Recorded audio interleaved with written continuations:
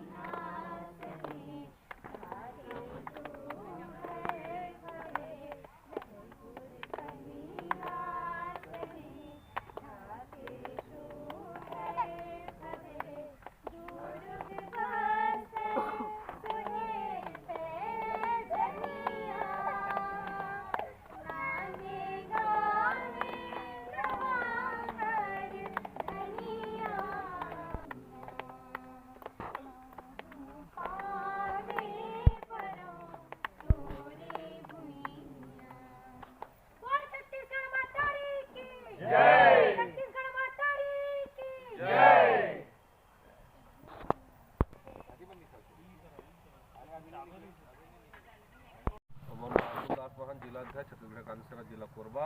आज हमारे मानिकपुर महतारी अंगना में छत्तीसगढ़ महतारी के पूजा अर्चना करे हन। 1 नवंबर छत्तीसगढ़ राज्य स्थापना दिवस, राज्य सृजन दिवस हमन छत्तीसगढ़ कांग्रेस सेना जिला कोरबा मनात हन। आज सुबह हमन मानिकपुर इकाई में आज पूजा अर्चना रखे हन।